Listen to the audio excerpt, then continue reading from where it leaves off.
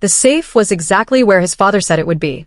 Sunghoon opened it alone, early Wednesday morning, in the private study of the chairman's residence, a room he'd been in 100 times as a child and had not entered in years. The smell of it was unchanged. Old paper, cedar, the particular cold of a room that didn't get much sun. He sat on the floor in front of the open safe for 2 hours. Everything was there, organized with the meticulous care of a man who had spent decades preparing for the moment someone would need to use it. Labeled folders. Certified copies. A small recorder with a single audio file, Seorin's voice, calm and precise, laying out what she knew about Sungmin in exchange for the chairman's blessing on the engagement. Sunghoon listened to it once. Then he called the retired judge. "I have everything," he said. "When can you come?" They met that afternoon, Sunghoon, the judge, Taewon, and a corporate attorney named Baek, who had represented Chaewon's clean interests for 30 years and had no relationship with Sungmin's side of the business. Sunghoon laid it all out on the table. The shell companies traced back 14 years. The bribery records. The FSC contact. Taewon's restaurant recording. Oh Subin's testimony and text records proving Seorin's interference with the DNA lab. The certified paternity result. And the audio file, Seorin's own voice, unhurried and composed, telling a dying man what she knew and what she wanted in return. Nobody spoke for a moment after it was all laid out. Then Baek said, "This is enough to bury both of them." "Not yet," Sunghoon said. The judge looked at him. "Sungmin still has 3 board members. If we move legally before the succession vote, he riles them and files an injunction to freeze the heir designation process. It drags into the courts for months." Sunghoon leaned forward. "My father has 6 weeks. Maybe less. I am not letting him die while this empire is under litigation." Baek understood immediately. "You want to make a move after the vote. I want to move the day after the vote. Clean succession, clean arrest. No overlap. The vote is in 18 days, Taewon said. Then we have 18 days to make sure those 3 board members don't move first." Sunghoon looked at the judge. "Can you have the filing ready to execute on the morning after the vote?" "Yes." "Then we hold." He gathered the documents back into their folders. "Everything stays in this room until then." On day 4 of the 18, Sungmin made his first visible move. He called an emergency executive meeting under the pretext of quarterly projections and used it to introduce a motion, procedural, carefully worded, almost boring, that would require a secondary board approval for any succession designation made while the current chairman was medically incapacitated. It was elegant. If it passed, it effectively neutered the succession vote. Sunghoon sat at the end of the table and let him finish. Then he pulled out a single document, his father's advance directive, signed, witnessed, and legally certified, designating full succession authority to Sunghoon irrespective of medical status, drafted 7 months ago by Baek's firm. He slid it to the center of the table. Sungmin looked at it. His face did nothing. He was too experienced to let it do anything. But his left hand, flat on the table, pressed down slightly harder against the wood. "The motion is moot," Sunghoon said. "Unless anyone would like to challenge a legally certified directive signed by the chairman in full cognitive capacity as confirmed by his medical team." Nobody challenged it. The meeting ended 20 minutes later. In the elevator down, Sungmin stood beside Sunghoon and looked straight ahead at the doors. "You've been busy," he said. "I'm always busy," Sunghoon said. The doors opened. Sungmin stepped out first. He didn't look back, but his pace was slightly faster than usual. Sunghoon watched him go. "Now you know I'm coming," he thought. "Let's see what you do with that." What Sungmin did was move on Clara. Not directly. He was too careful for direct. On day 7, Kim Jae called Sunghoon at 6 in the morning. "2 men in the lobby," she said. "Not building residence. They arrived 30 minutes ago and haven't moved. One of them ran plates on your contractor vehicle 10 minutes after I parked it." Sunghoon was dressed in 4 minutes. "Don't approach them," he said. "Stay with Clara and Leo. I'm sending backup now." He called Taewon. Sent 2 more contractors. Then he called Clara. She picked up on the first ring, which meant she was already awake, which meant she'd already seen them. "I see them," she said. Her voice was level but tight. "Don't leave the apartment. GAE is with you. 2 more are on the way. Leo is still asleep. Good. Keep him that way as long as you can." A pause. Sunghoon. Her voice dropped. "He's escalating." "I know. You said 18 days. It's day 7. "I know, Clara." "How much more of this before?" "I'm moving you today," he said. Both of you. To the residence. You'll be inside Chaiwon's security perimeter. Silence. That's your family's home, she said. Yes. Another silence. Longer. Leo will think it's an adventure, she said finally. Then tell him it's an adventure. He heard her exhale, slow and controlled, the sound of someone managing their fear by giving it a specific shape. Okay, she said. Okay. They were at the residence by noon.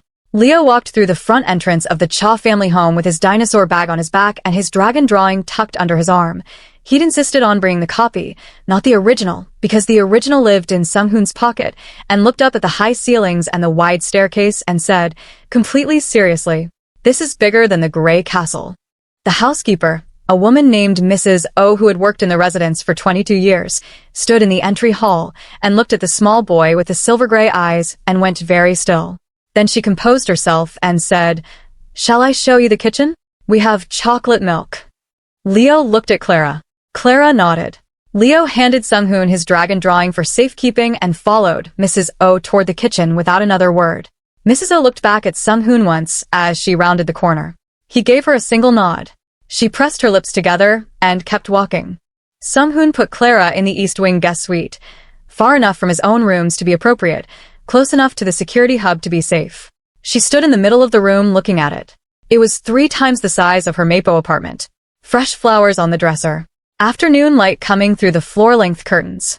"This is unnecessary," she said. "Probably," he agreed. She turned. He was leaning in the doorway, arms crossed, watching her in the way he sometimes did. Not aggressively, just with that particular attention that had always made her feel simultaneously seen and off balance. "Don't look at me like that," she said. "Like what?" "Like you're cataloging something." He looked away. Almost a smile. "Not quite. I'll have Taewon brief you on the security protocols this evening," he said. "Don't open the east gate yourself. If Leo wants to go outside, tell Mrs. O. She knows the garden perimeter." Understood. He pushed off the doorframe to leave, then stopped. "Clara." She looked at him. "You said finish it and come home." He kept his eyes on the middle distance, not quite at her. "I've been thinking about that." The afternoon light sat between them. "I meant," she started. "I know what you meant," he said. "I'm telling you I've been thinking about it." He left. She stood in the middle of the room for a moment. Then she sat on the edge of the bed, pressed her palms flat on her knees, and looked at the flowers on the dresser until her heartbeat slowed down. On day 11, Sungmin crossed the line. Not the 2 men in the lobby. Not the bored motion. Something else. Leo disappeared for 9 minutes. He had been in the garden with Mrs. O, who had turned to answer a call from the kitchen staff. 9 minutes. When she turned back, he was gone. She ran the full perimeter in under 4. Found him at the east gate, standing on the inside, talking through the iron bars to a man crouching on the other side. The man had a phone out. He was photographing Leo's face. Mrs. O grabbed Leo's hand and pulled him back. The man stood, pocketed the phone, and walked away without hurrying. Mrs. O called Sunghoon immediately. He was in the garden in 6 minutes. Leo was sitting on the back steps eating a biscuit Mrs. O had produced from somewhere, apparently unbothered. "What did he say to you?" Sunghoon asked, crouching to Leo's level. Leo considered. "He asked my name. I didn't tell him. You said don't talk to people at the gate." "I did say that. He asked if I lived here." Leo bit his biscuit. "I said I was visiting my castle." Sunghoon looked at him for a moment. Good. That was exactly right. He had a phone. Leo's eyes, level, calm, silver gray, met Sunghoon's directly. "He was taking my picture." "I know. That's bad." "Yes." Leo finished the biscuit. "Are you going to fix it?" "Yes." Leo nodded once, satisfied, and went back inside. Sunghoon stood up and called Taewon, the man at the east gate. "I need him identified in the next 2 hours." "Already on it." "Jeeth got a partial plate." "And Taewon." His voice dropped. "Tell me Sungmin was behind it." A pause. "The phone number the man used to report in. It routes through a shell register to one of Sungmin's logistics companies." Sunghoon stood in the garden his mother had planted 30 years ago, in the house where he'd grown up, and felt something cold and final settle in his chest. 7 more days. He'd promised himself 7 more days. "Move the filing timeline up," he said. "I want it ready to execute in 72 hours, not 7 days. The vote. The vote will hold. I have the numbers." His jaw was tight. "He sent someone to photograph my son, through a gate. He is done waiting and so am I. He told Clara that night. She was in the sitting room off the east wing, Leo long asleep, a medical journal open on her lap that she clearly hadn't been reading. She looked up when he came in and read his face in under a second. What happened, she said. He told her. All of it. The gate, the photograph, the shell company trace, the accelerated timeline. When he finished, Clara closed the journal. Her hand on the cover was steady. Her jaw was tight. He used a child, she said. Quietly. The way people spoke when they were controlling something that wanted to come out much louder. Yes. To do what? Confirm Leo exists? He already knows Leo exists. To confirm Leo's face. For the board. Sunghoon sat down across from her. If he can establish Leo's identity publicly before the succession vote, he files a motion claiming the heir designation is compromised by an unverified paternity claim. It buys him time. But we have the certified result. He doesn't know that yet. Clara looked at the middle distance. Something moved across her face. Not fear. Something harder than fear. 72 hours, she said. Yes. She nodded slowly, then looked at him directly. What do you need from me? He looked at her for a moment. The woman who had run for 5 years and was now sitting in his family's sitting room asking what she could do. Nothing yet, he said. Stay here. Keep Leo inside. Let me handle the next 72 hours. And after? After, he said, it's finished. She held his gaze, then nodded once. He stood to leave. Sunghoon. He turned. She didn't say anything immediately, just looked at him.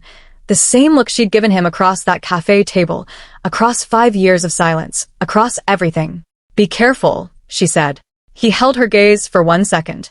Then he left. My lovelies, he sent someone to photograph Leo through a gate. Through a gate. Sungmin has been patient for 20 years, and now he is showing you exactly who he is. Drop a heart in the comments if you are ready for Sunghoon to finish this.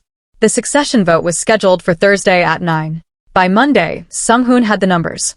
12 board members confirmed, enough to carry the designation without the 3 Sungmin held. He'd done it quietly, one conversation at a time, over the preceding weeks. No grand gestures. No threats. Just the careful, methodical work of a man who had been watching how power moved in this building since he was old enough to sit in the back of his father's meetings. Taewon had the filing ready.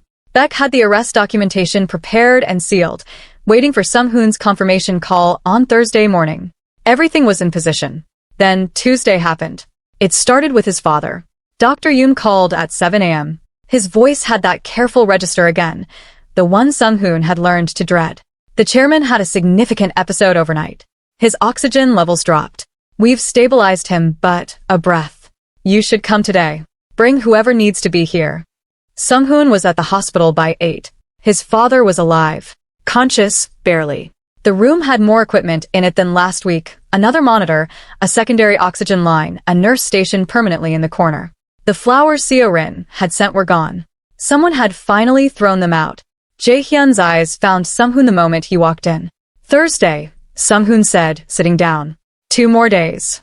His father's mouth moved. The words were thin but clear. You have the votes. Yes. A pause. The oxygen machine filling the silence. And Sungmin. Thursday afternoon. The moment the vote is certified. Jae-hyun closed his eyes slowly. Open them again. He'll fight it. Let him. The old man looked at his son for a long moment. There was something in his face that had no name, grief and relief and the particular exhaustion of a man who has been carrying a weight for 5 years and can finally feel it being taken from him. Your mother would have liked her, Jae-hyun said. Sunghoon went still. Clara. His father's voice was barely a thread. She would have liked her very much. Sunghoon looked at his father's hands on the blanket. Get some rest, he said quietly. His father closed his eyes. Sunghoon was back at the residence by noon. He found Leo in the main study, sitting in the large chair behind the desk with both feet dangling, working through what appeared to be a very serious drawing project. Mrs. O was nearby, pretending to dust a shelf she had definitely already dusted. Leo looked up when Sunghoon came in. Read his face the same way his mother did. Immediately, accurately. Is the old man okay? Leo asked. Sunghoon stopped. Which old man? The one in the hospital. Mom said you visit him a lot. Mrs. O had gone very still near the shelf. He's resting, Sunghoon said. Leo nodded seriously. I drew him something. Mom said I shouldn't, but I did anyway. He held up a drawing, a figure in a hospital bed, the blanket carefully colored in, a window with light coming through it above. Simple, direct, the unself-conscious kindness of a child. Sunghoon took the drawing, looked at it. I'll give it to him, he said.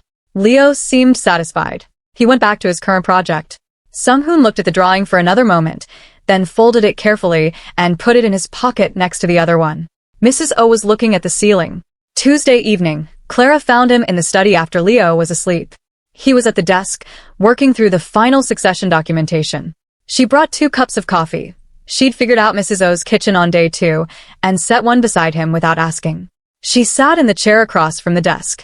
How is he? She asked. Weaker. He kept his eyes on the document. Dr. Yoon doesn't think he'll see Friday. Clara was quiet for a moment. I'm sorry. He looked up. She meant it, simply and completely, the way she said things that were true. He said my mother would have liked you, Sunghoon said. Something moved across Clara's face. She looked down at her coffee. He's trying, she said carefully. I know. It doesn't undo it. I know that too. She looked up. But you're going to forgive him anyway. It wasn't a question. He looked at her. He's my father, he said. She nodded slowly. No judgment in it. They sat in the quiet study for a while, the documentation between them and the coffee going warm and the house settled around them in the particular silence of a place that had been empty for too long and was only now starting to feel like something again. After Thursday, Sunghoon said, without looking up from the page. After Thursday, she said. Neither of them specified what came after Thursday. They didn't need to. Wednesday arrived with the specific tension of a day before something breaks. Sunghoon was in back-to-back calls from 6 a.m. The 3 board members in Sungmin's column had gone quiet, which was either good or a preparation for something. Taewon had eyes on all 3. Sungmin himself had not been to the office in 2 days, which was worse than if he'd been visible. Clara kept Leo in the West Garden, away from the gates.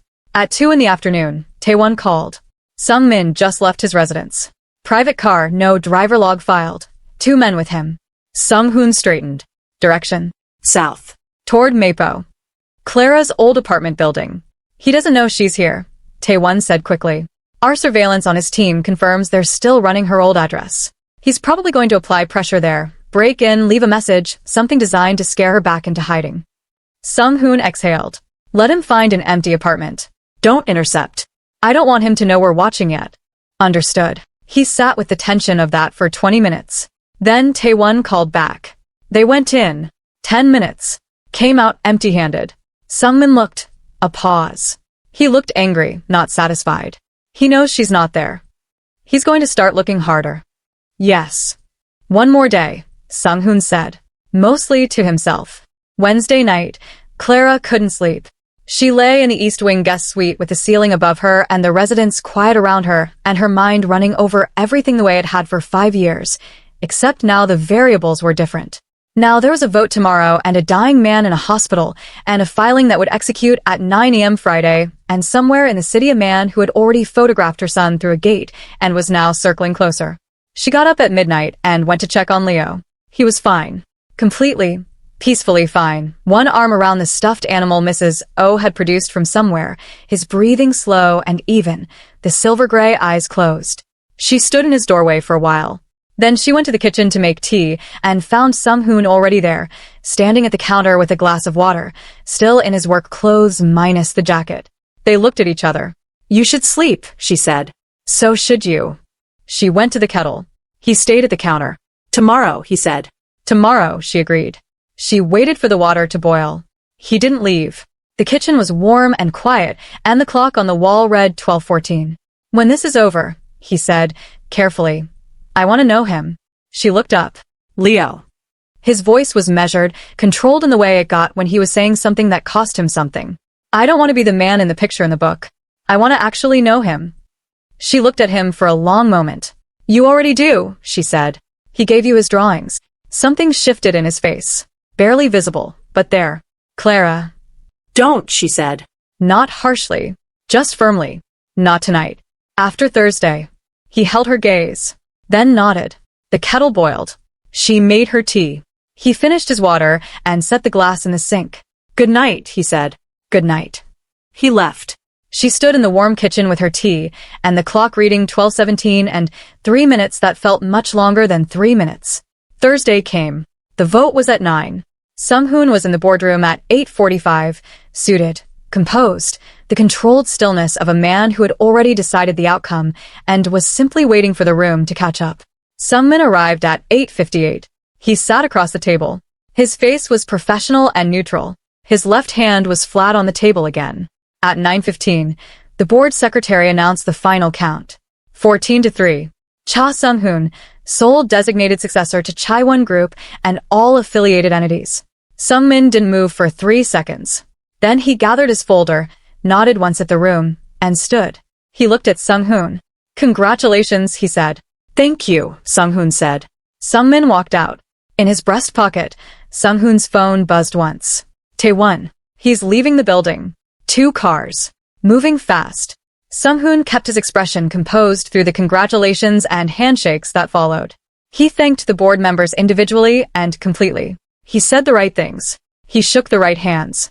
Then he stepped into the corridor and called Beck. "Execute the filing," he said. "Now." The call from the hospital came at 11:14. Dr. Yoon. Sunghoon was already in his car. He knew before the doctor finished the sentence. He sat with his father for an hour after. The room was quiet. The machine's off now, the nurse is gone, just the two of them in the stillness that follows. He put Leo's drawing on the bedside table. The figure in the hospital bed, with the light through the window. He sat with his hand over his father's. He didn't speak. There was nothing left to say that hadn't been said.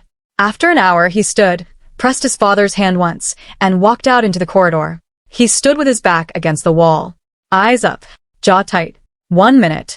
Then he straightened his coat, took out his phone, and made the call to announce the chairman's passing to the board.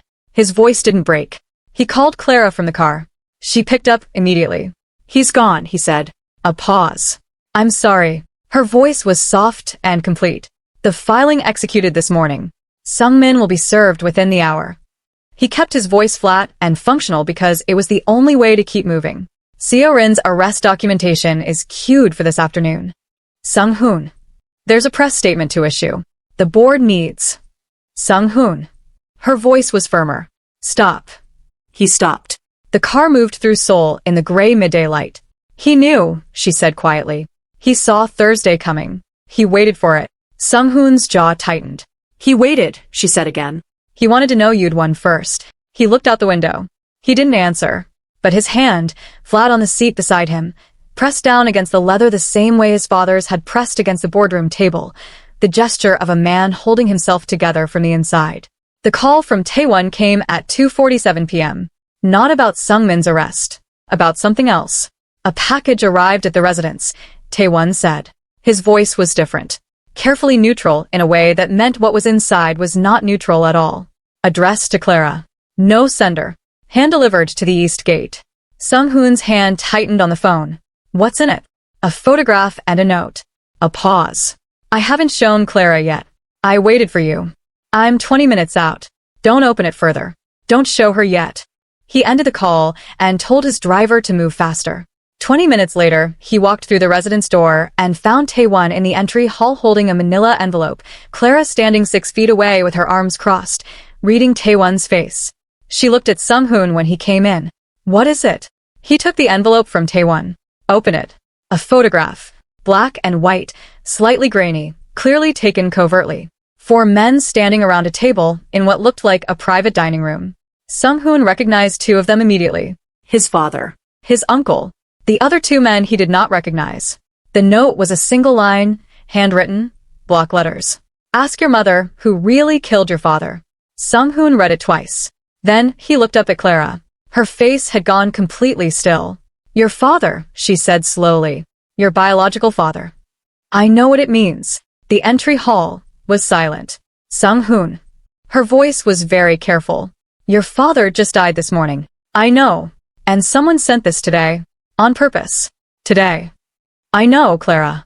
She looked at the photograph in his hand. "Who are the other 2 men?" "I don't know yet." She looked at his face.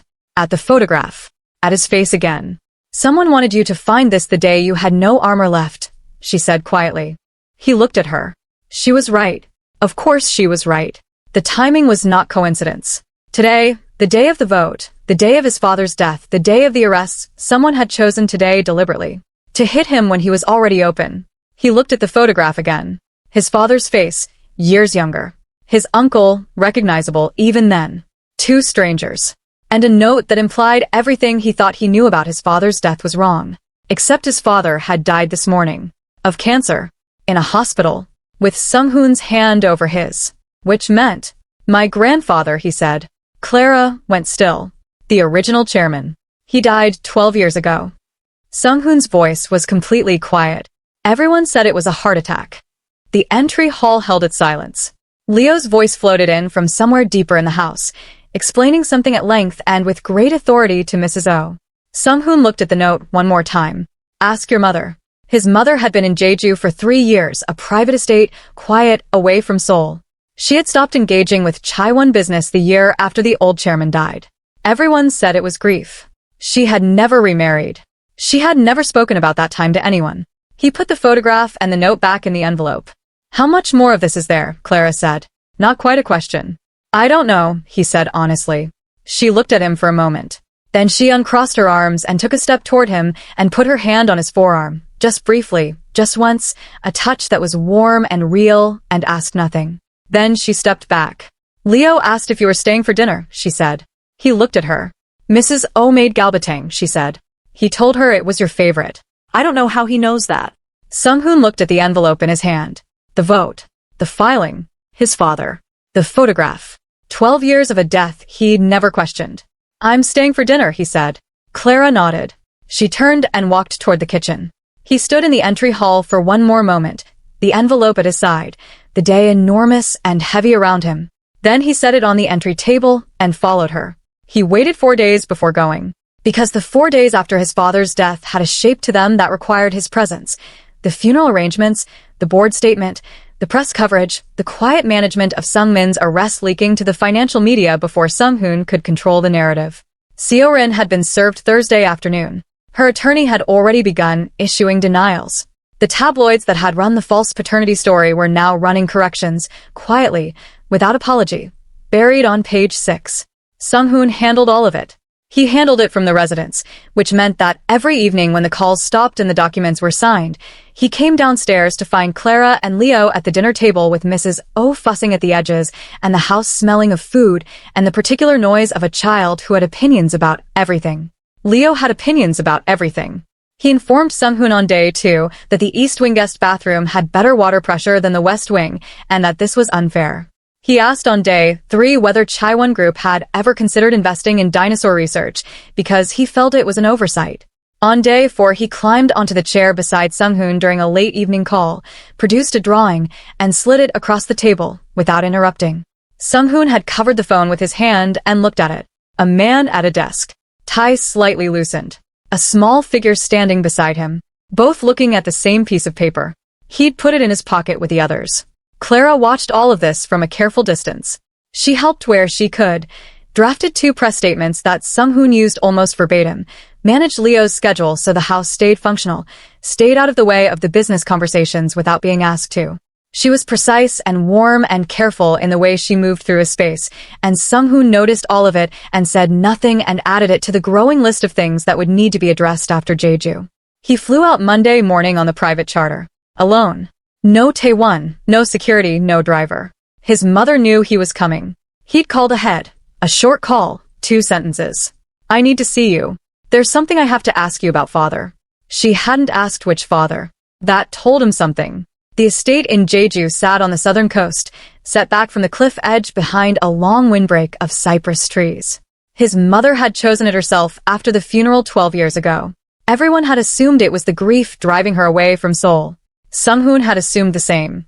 She was waiting on the front steps when his car came up the drive. Cha Soon-hee was 63 and looked like the woman in the photographs from Sunghoon's childhood, upright, composed, her white hair cut close, her eyes the same dark shade as his. She had given him the bones of his face and the habit of silence, and the particular way he looked at a room before entering it. She looked at him now the way she had at his father's funeral, with a grief that sat underneath everything else like a foundation crack. Present. Structural. He got out of the car. She looked at his face and said, "You found the photograph." Not a question. Yes, he said. She stepped back. Come inside. She made tea herself. No staff in the main room. She'd sent them to the garden. The house was quiet and sea-bright, the windows full of sky and water. She set the cups down and sat across from him and folded her hands on the table. How much do you already know? She said. The photograph shows father and Sungmin at a table with two men I don't recognize. The note says to ask you who really killed grandfather. He looked at her steadily. I know grandfather died of a reported heart attack 12 years ago. I know you left Seoul the same year. I know you have never spoken about that time to anyone. He paused. I know you didn't ask me which father when I called. She looked at her tea. The two men in the photograph, she said. One of them is a man named Do Sungjin. He ran private security operations for 3 of the top 5 chaebol families for 20 years. Completely off record. Completely untraceable. She paused. Your grandfather hired him once, years before, for a labor dispute. Sungmin found him again. Sunghoon kept his face still. The other man is your grandfather's personal physician, she said. Dr. Lim. He retired to Busan the year after the funeral. He died 2 years ago. Convenient. Yes. She picked up her tea. Set it down without drinking. Your grandfather was not a good man, she said. I want you to understand that before I tell you the rest. He built Chaiwon from real work and real intelligence, and he was also capable of things that she stopped. He had decided Sungmin would succeed him. Not your father. Your father was too principled. Too slow to make the hard decisions, in the old man's view. She looked at Sunghoon. Your father found out 6 weeks before the heart attack. He came to me. He was devastated. He was going to be cut from succession. He was going to be removed entirely. The old man had drafted a restructuring that would have effectively expelled your father from Chaiwon's executive structure, given him a nominal directorship and nothing else. Her voice was even.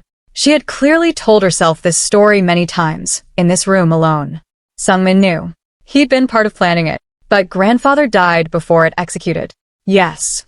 The sea light moved across the table between them. Sungmin killed him, Sunghoon said. She was quiet for a moment. Sungmin arranged it, she said carefully. Dr. Lim administered something. The autopsy found nothing, because Dr. Lim certified the death himself and the family didn't challenge it. Do Sungjin ensured the private security footage from that evening disappeared. She pressed her hands flat on the table. Your father did not know beforehand. I need you to believe that. But he found out. A year later. Sungmin told him. As leverage. Her jaw tightened. He told your father what he'd done and explained that if your father ever moved against him within Chaiwon, the evidence would surface in a form that implicated your father as well. Manufactured evidence. Do Sungjin was very good at his work. The room was completely still. So father spent 20 years running the empire with Sungmin holding that over him, Sunghoon said. Yes. That's why he never moved against him. That's why he gave Sungmin the vice chairmanship. Every promotion. Every accommodation. Yes. Sunghoon looked at his mother's face. The foundation crack running underneath the composure. 20 years of watching her husband carry it. You knew the whole time, he said. He told me everything. 2 years in. She looked at him directly. I wanted to act. He wouldn't let me. He was terrified of what Sungmin would do. She paused.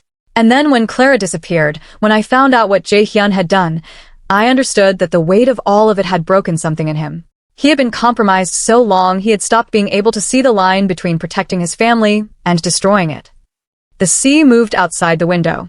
Sunghoon sat with the full shape of it. His grandfather, killed by the uncle who then used the killing to control his father for 2 decades. His father, carrying that, making small compromises that became large ones, until the day he picked up the phone and made the call about Clara. 3 generations of damage, running in one direction. Who sent the photograph, he said. His mother looked at him. I did. He went still. I had it for years. Do Sungjin sent it to me 6 months after Sungmin's arrest, anonymously, but I knew. He was eliminating loose ends, making sure if anything surfaced about his involvement, there was a trail pointing back to the family. She paused. I decided to use it differently. You sent it the day father died. I sent it the day you won the vote and buried the man who had been protecting Sungmin's secret for 20 years. I sent it when you finally had enough power to do something with it. She met his eyes. I sent it because it was time. Sunghoon looked at his mother. 63 years old. 12 years in this house by the sea. Waiting. Do Sungjin, he said. Where is he? Retired. Siaguapo. 20 minutes from here. She reached into the pocket of her cardigan and set a folded piece of paper on the table. His address. He's in his late 70s. His health is poor. She paused. He has been waiting for someone to come. Sunghoon took the paper. He looked at it. Then at his mother. You planned this, he said. I prepared for it, she said. There's a difference. Almost a smile. Both of them heard the echo of Leo's voice in it. Complicated people are usually just scared, though neither of them said so. Sunghoon put the address in his pocket. He stayed for lunch. His mother made doenjang jjigae from scratch, and they ate at the kitchen table with the sea visible through the window and talked about things that were not Chaiwan, her garden, a book she was reading, the way the light came off the water in October.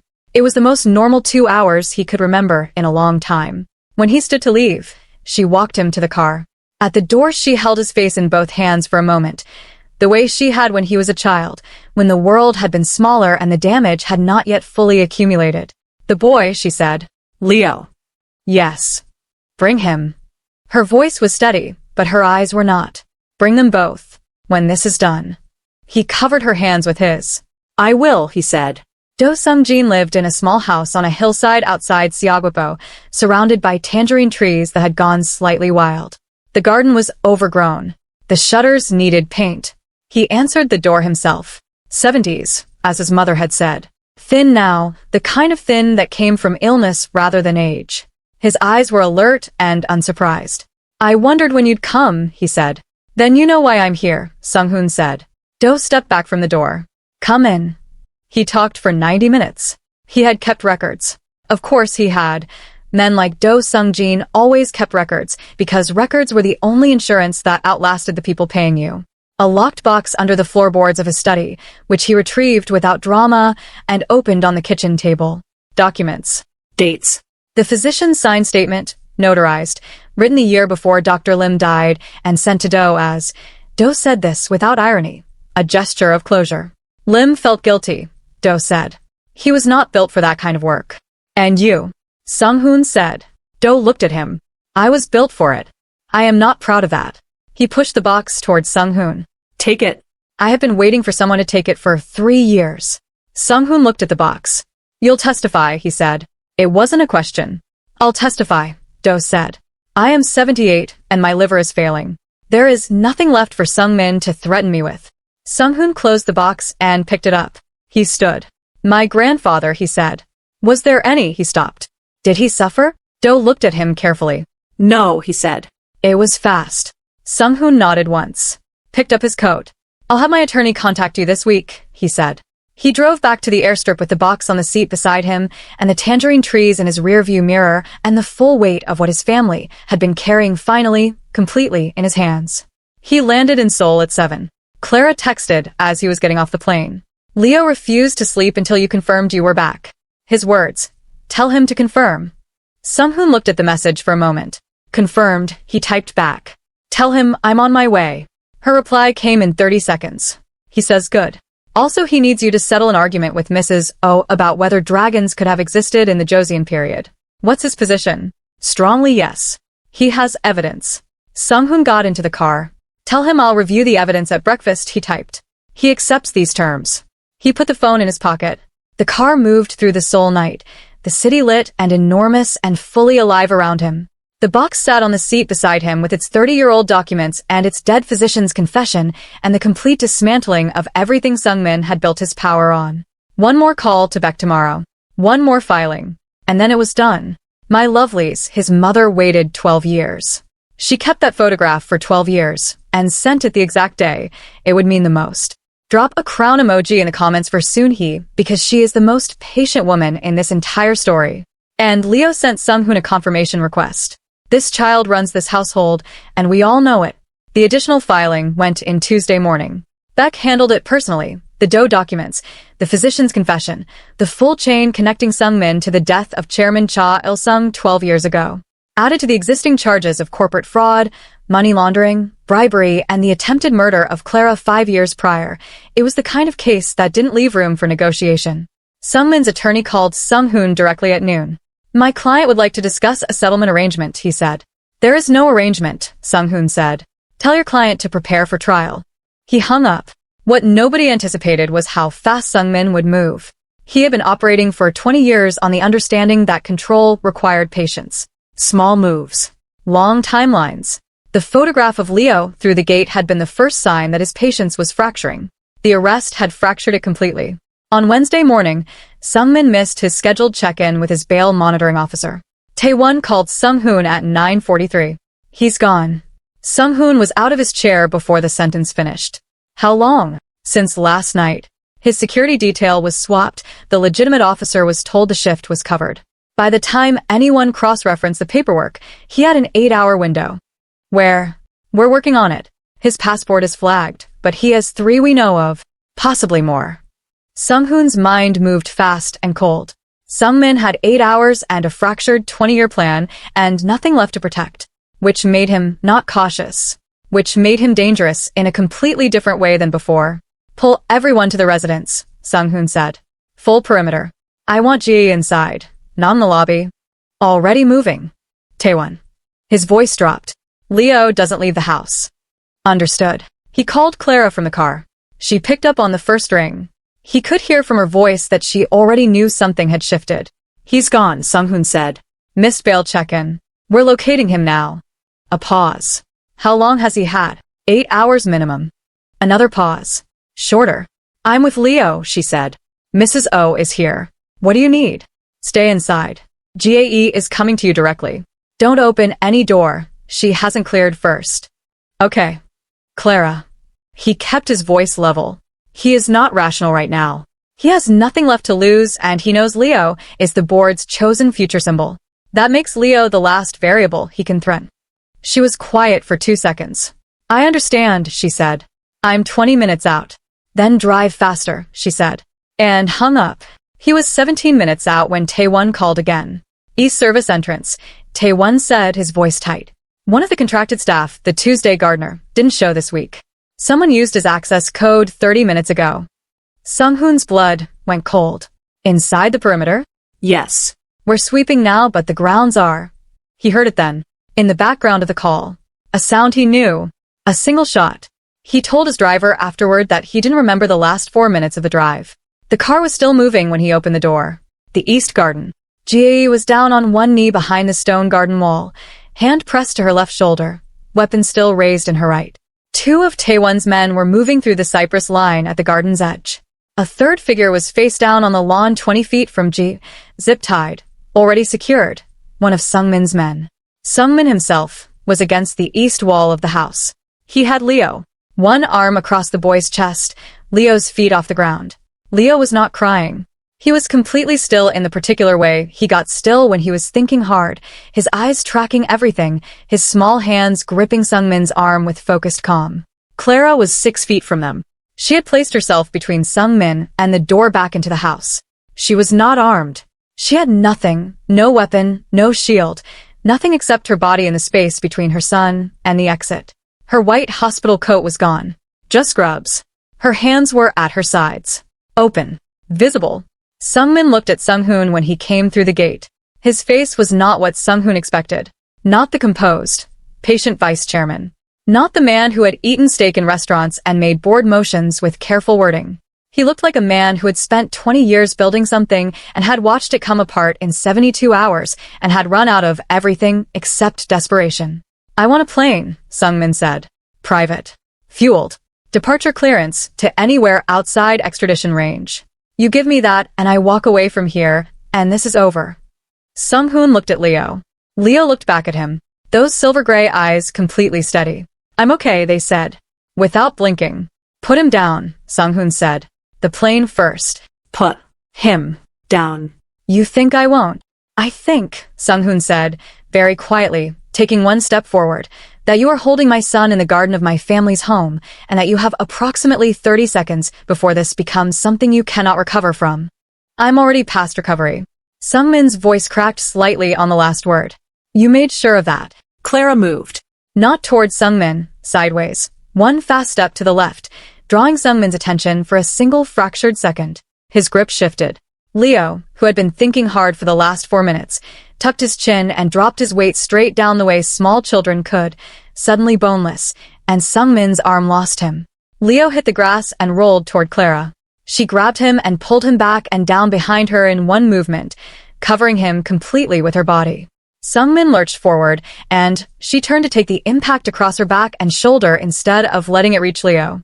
The sound of it was wrong. Too hard. Sunghoon was already moving. Taewon's men converged from two directions simultaneously. It was over in seconds. Clara was on the grass with Leo under her, not moving. Sunghoon reached her first. Clara. He was on his knees beside her, hands on her shoulders, turning her carefully. Clara. She made a sound. Alive. Conscious. Her eyes found his immediately. Leo, she said. I have him. Leo had already crawled out from under her and was kneeling beside her head with his hands on her face, his composure finally cracked, his silver-gray eyes enormous. He's right here. He's fine. She looked at Leo's face. Something in her let go. Okay, she breathed. Okay. She tried to push up and couldn't. Don't, Sunghoon said. His voice came out rougher than he intended. His hands were on her back, and he could feel where Sungmin had hit her. The wrong angle, the stone garden wall behind her, the impact caught across her shoulder blade and upper left side. I'm fine, she said. You're not fine. I'm conscious and Leo is. You're not fine, Clara. His voice cracked on her name. She looked at him. His face was not composed. The armor that had been back in place since the hospital corridor 5 weeks ago had come entirely apart. He was looking at her the way he'd looked at her in the lobby the first day, except worse. Because now he knew her again. Because now there was a boy kneeling beside her with both hands on her face, calling her mom in a scared, small voice. I'm here, she said. To both of them. The paramedics came through the gate 40 seconds later. 2 cracked ribs. A deep contusion across the left shoulder blade. No internal bleeding. The paramedic said it 4 times until Clara stopped asking him to check again. She spent 6 hours in the hospital she had worked in for 4 years, which she found deeply irritating and said so to anyone who would listen. Leo sat in the chair beside her bed and held her hand and told her in great detail about everything that had happened in the garden from his perspective, which was apparently very useful information that she needed immediately. Sunghoon stood in the corridor outside her room for most of those 6 hours. He came in twice. Once to confirm the rib report with the attending, using a tone that made the doctor repeat it with slightly more thorough documentation. Once to bring Leo chocolate milk from the vending machine down the hall, at Leo's specific request relayed through the door. On the 3rd visit he came in and sat down and didn't say anything medical. Leo was asleep in the chair, finally, still holding Clara's hand. Sunghoon looked at the boy, for a long moment. Then at her. He didn't panic, he said. No. She looked at Leo's sleeping face. He tucked and dropped. I don't know where he learned that. He thought it through in real time, Sunghoon said. He was calculating the whole time. He's 4. I know. They looked at Leo sleeping. Sungmin, she said. In custody. No bail this time. Sunghoon's voice was flat and final. It's over. She exhaled slowly. The first completely clean exhale she'd allowed herself in 6 hours. Seorin, she said. Her hearing is next week. The audio recording alone is enough. He paused. She'll cooperate to reduce the sentence. She's already signaled it through her attorney. Clara nodded. The hospital room hummed around them. When they discharge you, Sunghoon said, you're coming back to the residence. Sunghoon. Not a negotiation. His voice was quiet. Not aggressive. Just immovable. You have 2 cracked ribs and a son who held your hand for 6 hours because he was terrified, and I am not putting either of you in a Mapo apartment with a repaired security system and a contractor in the lobby. He looked at her. Come home. She looked at him for a long time. Leo's hand was small in hers. His breathing was slow and even. You said that word again, she said. I know what word I used. She looked at Leo. Then back at Sunghoon. After I'm discharged, she said. Yes. And we talk. Properly. All of it. Yes. She looked at her son sleeping in the chair. Okay, she said quietly. Okay. Sunghoon nodded. He stayed until Leo woke up and demanded to know whether dragons had ever been documented in Jeju, which led to a 20-minute conversation that Clara listened to from her hospital bed with her eyes closed and something loosening in her chest that had been wound tight for 5 years. She didn't say anything. She just listened to the two of them argue about dragons. The hearing was on a Wednesday. Not a courtroom, not yet. A private meeting room on the 14th floor of the prosecutor's office building, gray carpet, 1 window, a table with 4 chairs. The kind of room designed to make people feel the ceiling was lower than it was. Sunghoon didn't have to be there. He went anyway. Seorin arrived with 2 attorneys and no expression. She was in gray, not ivory, gray, which Sunghoon noticed immediately because she had never worn gray in the 3 years he had known her publicly. She sat down across from him and folded her hands on the table and looked at him the way she always had, composed, readable only to the degree she decided to be readable, the eyes giving nothing away that she hadn't already calculated giving away. Her lead attorney opened a folder. Sunghoon's hand came down flat on the table. "Give us the room," he said. Both sets of attorneys looked at each other, then at their respective clients. Seorin nodded once. Sunghoon didn't look at Beck. Beck already knew. The room emptied. The door closed. Silence. Seorin looked at him across the table. For the first time since he'd known her, there was no setting around her, no breakfast table, no boardroom, no charity function with cameras at the perimeter. Just the gray room and the low ceiling, and whatever she actually was underneath all of it. "You didn't have to come," she said. "I know. Then why?" He looked at her directly. "Because I wanted to understand one thing." She waited. "The DNA lab," he said. "You already knew about Leo before that. You'd been watching me for months, the hospital visit, the surveillance on Clara's building. You had enough to move on without the lab." He kept his voice level. "So why do it? Why fabricate the result publicly? You're too careful for a move that exposed." Seorin was quiet for a moment. Then she looked at the table. A small movement. The first uncontrolled one he'd ever seen from her. "Because I needed you to doubt her," she said. "Not the board. Not the public." She looked up. "You." "I needed you to look at her and feel it, just for a moment. Just enough." "Enough for what?" "Enough to choose differently." Her voice was completely even. "I knew I couldn't make you stop loving her. I'm not delusional. But I thought if I could make you doubt her, if I could put one crack in it, you might step back. Slow down. Give Sungmin's timeline room to breathe." Sunghoon looked at her. "You did it for him," he said. "I did it for the company," she said sharply. "The first sharp thing. Sungmin promised me a seat at the table that your family had never once considered offering a woman regardless of what she brought to it." She paused. "Let that land." I was not wrong about that part. The room held its silence. Sunghoon sat back. She wasn't wrong about that part. He knew it. The board's history with women in executive positions was not something he was proud of and had spent the last year actively dismantling. He didn't say any of this. "The audio recording," he said instead. "You went to my father and offered him information about Sungmin." "Yes." "You were hedging." "I was surviving." Her chin lifted slightly. "I had built 3 years of positioning on a man who I knew was dangerous, and I wanted an exit option that didn't end with me buried in a Sungmin shell company's accounting records. So you went to a dying man and offered him a trade. I went to the most powerful man I had access to and made the only move I had left." She met his eyes. "Don't mistake that for sentiment. It wasn't. It was calculation. Everything with you is calculation." "Yes," she said, without apology. He looked at her for a long moment. Han Seorin, 31 years old, daughter of a chaebol family that had been declining for a decade, which nobody in their circle acknowledged, and everyone knew. She had spent years building herself into the most viable option in a room that hadn't wanted to make space for her and had allied herself with a man who promised her that space and had used her as a tool and discarded the tool the moment it stopped being useful. None of that made what she'd done to Clara acceptable. None of it made the DNA lab acceptable. He was not going to say any of this to her. "The cooperation agreement," he said. "Suspended sentence. Financial penalty. You're out of Seoul within 30 days. My attorney confirmed the terms this morning. I'm adding one condition that isn't in the paperwork." She looked at him. "You don't come back," he said. "Not in 2 years. Not in 5. Not for a board seat at a competitor. Not for a charity gala. Not for anything that puts you in the same city as my family." His voice was quiet and final. "London, Singapore, New York, I don't care. But this city is done for you."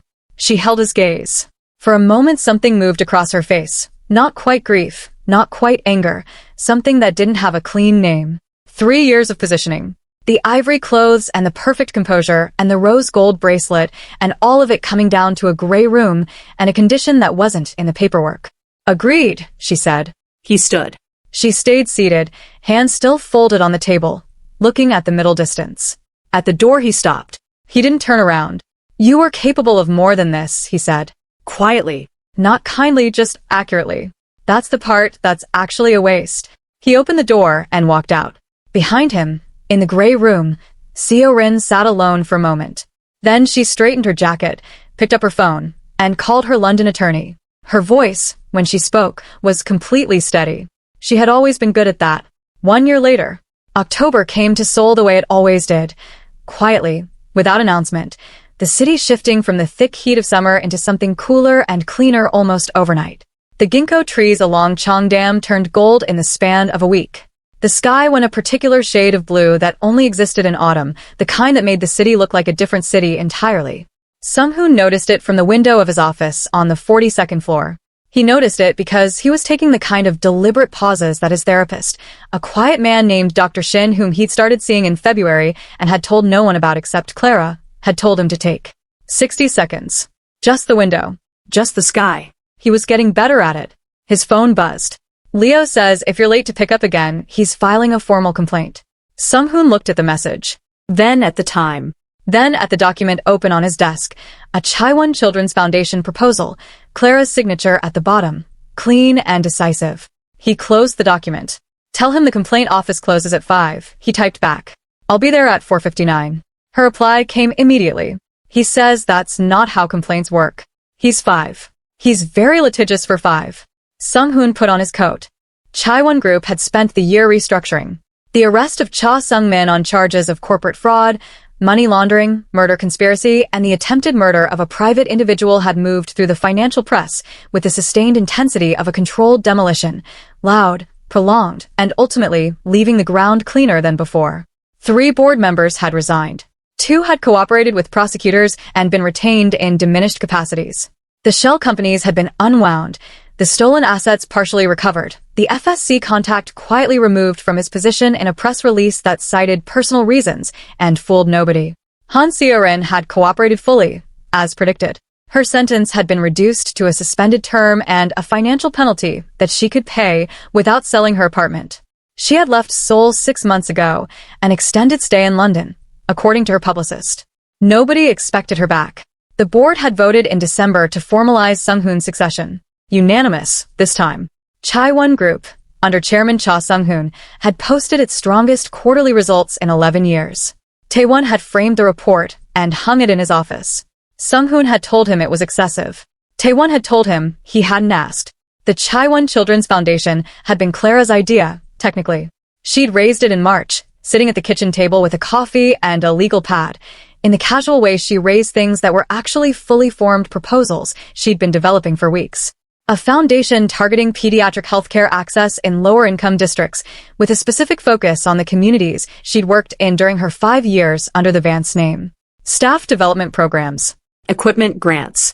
A rotating residency program for promising doctors who couldn't afford the credentialing pathway. Sunghoon had read the proposal in 20 minutes and approved the initial funding the same afternoon. Clara had looked at him across the table. You didn't have questions? I had one, he said. Which was? Whether you wanted to run it or oversee it. She looked at her legal pad. Run it. Then run it. She'd become director in April. By October, the foundation had operational partnerships with 11 hospitals and a waiting list of applicant programs from 3 additional provinces. The board had issued a formal statement welcoming her appointment.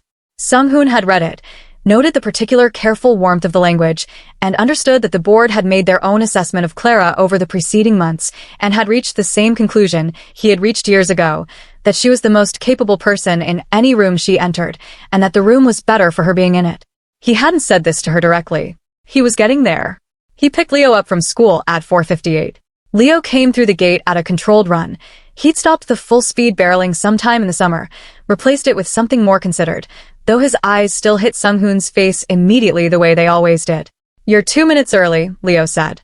I said 4:59. It's 4:58. That's within the window. Leo considered this with the expression of a small judge reviewing a technicality. Fine, he said. He held up a drawing. We did ancient civilizations today. I drew Chaiwon Group. Sunghoon took the drawing. An enormous building, a flag on top, 2 figures in the foreground, one tall, one small, both with carefully rendered silver-gray eyes. Accurate, Sunghoon said. My teacher said corporations aren't ancient civilizations. Leo fell into step beside him toward the car. I said Chaiwon Group is 11 years older than I am, so it is ancient from my perspective. What did she say to that? She gave me a participation star. Leo's tone indicated he felt the participation star was insufficient recognition of his argument. I think she was just ending the conversation. Sunghoon opened the car door. She probably was, he said. Leo climbed in. That's what mom does when she's losing. Your mother doesn't lose arguments. She lets me think she does, Leo said, with the certainty of someone who had recently figured this out. It's different. Sunghoon got in the car and said nothing because the child was entirely correct and acknowledging it felt dangerous. The residence felt different than it had a year ago. It had taken several months to shift, the gradual accumulation of small things that turned a house into something else.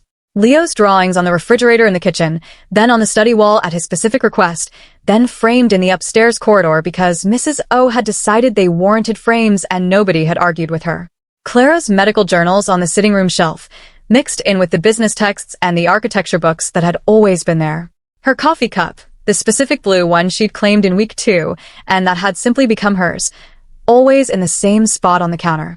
Leo's shoes by the door, lined up beside Sunghoon's. Small things. Cumulative. Irreversible. The conversation Sunghoon and Clara had promised each other in the hospital room had happened in stages, the way real conversations did. Not one definitive evening but a series of them, spread across winter and spring, over dinner and in the study, and once at 2 a.m. in the kitchen when neither of them could sleep, and the kettle was on, and the city was quiet outside. He had told her about Jeju, about his mother, about Do, about the full 30-year shape of what his family had carried. She had listened without interrupting, and then been quiet for a long time, and then said, simply, "Your father protected you from all of that his entire life." He had thought about that for weeks. She had told him in pieces about the 5 years, the moves, the names, the specific loneliness of raising Leo in cities where nobody knew her real name. He had listened without interrupting and then said, "I should have found you sooner." And she had looked at him with that direct, clear-eyed steadiness and said, "You couldn't have. And then you did." They had fought twice. Both times about things that were genuinely worth fighting about. Both times they had come back to the kitchen table within 24 hours and kept talking. In June, on a Sunday morning when Leo was in the garden with Mrs. O, and the house was quiet and the summer light was coming through the kitchen window in long warm angles, Sunghoon had looked at her across the table and said, without preamble, "I want you to stay. Not in the house. Not as Leo's mother." The full meaning of it, unambiguous, offered without qualification or condition. Clara had looked at her coffee cup, then at him. "I know," she said. "Is that an answer?" She had looked at him for a long moment. At the kitchen. At the blue coffee cup that had become hers. At the window with the summer light. "Yes," she said. "It's an answer." Dinner that evening was galbatang again. Mrs. O made it every few weeks, always on evenings she had decided were significant, which Sunghoon had learned to read as its own form of announcement. Leo ate with a focused efficiency he applied to everything, and then asked whether he could be excused to finish his drawing of the Joseon-era dragon he was currently developing, which he described as a long-term research project. "Clear your bowl first," Clara said. Leo cleared his bowl with maximum efficiency and was gone. Mrs. O removed the dishes with the satisfaction of a woman whose galbatang had been fully appreciated. Sunghoon and Clara sat at the table in the quiet that followed.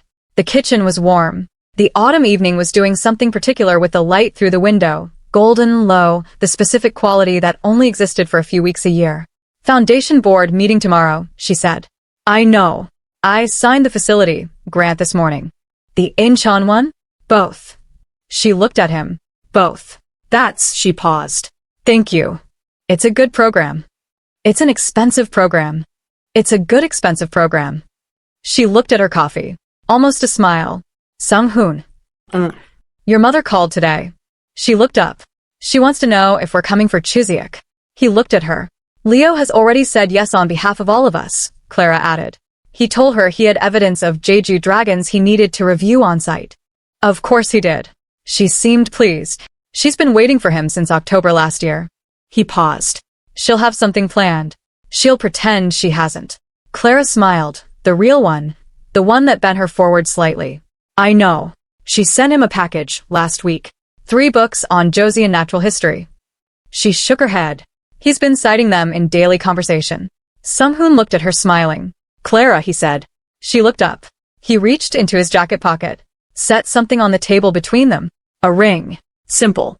Clean. A single stone, pale gray, the exact shade, if anyone was paying attention, of a particular pair of eyes. She looked at it, then at him. I'm not doing a speech, he said. You have notes and counterpoints prepared before I finish the second sentence. She laughed, a short, surprised sound. I know what I want, he said. I think you know what you want. Leo has already declared his position on most major decisions in this household. He held her gaze. So. She looked at the ring. Then at him. You're terrible at this, she said. I know. That was possibly the least romantic proposal in the history of this family. I can try again if. Yes, she said. Quiet. He looked at her.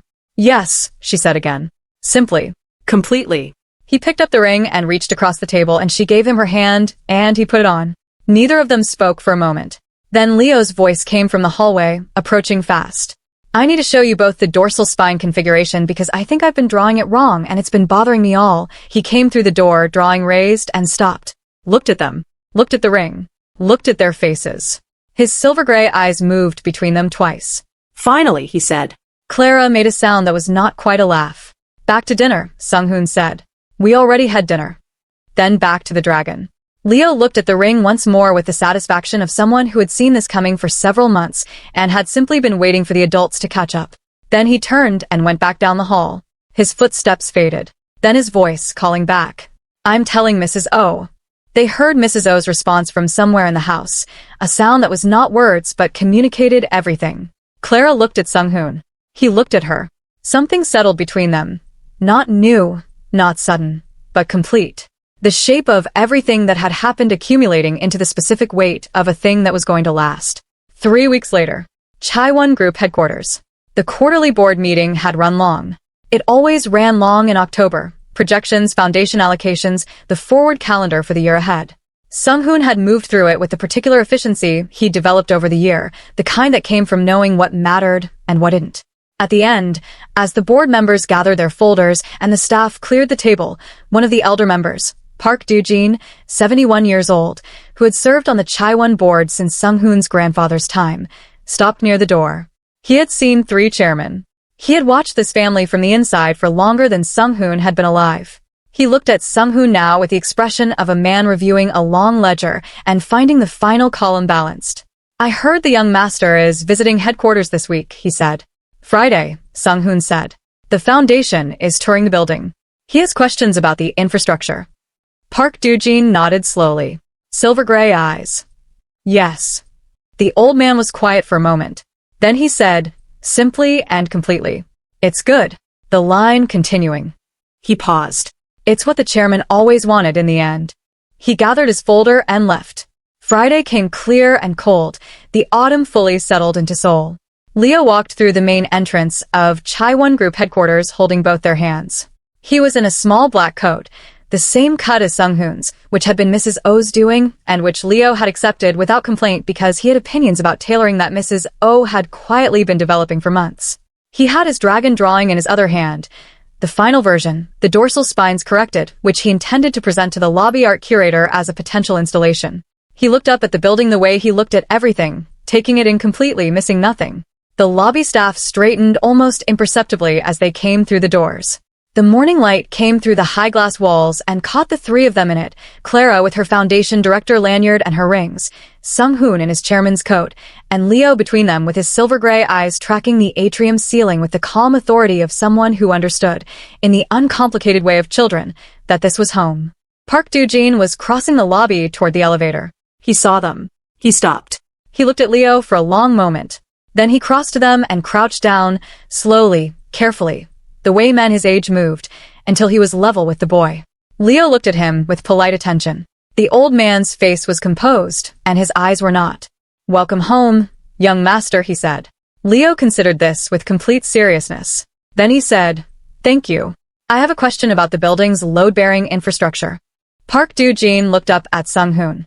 Sunghoon looked back at him with an expression that said, plainly, this is what we're working with.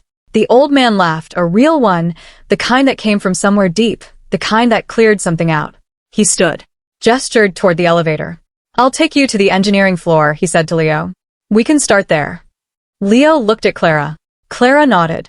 Leo handed Sunghoon his drawing for safekeeping, which was simply what happened now, automatically, without discussion, and fell into step beside the old board member, already asking his first question before they reached the elevator. His voice carried back across the lobby, clear and precise, and entirely confident. The elevator doors opened. Leo walked in. The doors closed. Sunghoon stood in the lobby of the company his grandfather had built, and his father had protected, and his uncle had tried to take and held his son's dragon drawing in his hands. Clara stood beside him. She looked at the closed elevator doors. Then she looked at the drawing. Then at him. Load-bearing infrastructure, she said. He's been reading the building specs, Sunghoon said. Since when? Since he found the archived blueprints in my study 2 weeks ago. He looked at the drawing. He had questions. She shook her head slowly. The real smile. The one that bent her forward. He's going to run this company, she said. Not for a long time, Sunghoon said. No, she agreed. Not for a long time. The lobby moved around them, staff arriving, the morning beginning, the building doing what it did. The autumn light coming through the glass, clean and gold and ordinary. Sunghoon folded the drawing carefully, put it in his breast pocket, where it had always gone. My lovelies, he put the drawing in his pocket, where it has always gone, where every single one of them has gone since the very first one. I am not okay, and I don't think you are either. Drop a comment and tell me your favorite moment from this entire story, because I genuinely want to know. Leo walking and holding both their hands. The ring on the kitchen table. Come home. The gray castle. Tell me yours. If you made it all the way here, you are one of my lovelies, and I mean that completely. Subscribe if you haven't. Share this with someone who needs a story that actually delivers, and leave a comment because this community makes everything worth building. This story is done, but we are not. The next one is already waiting. See you there.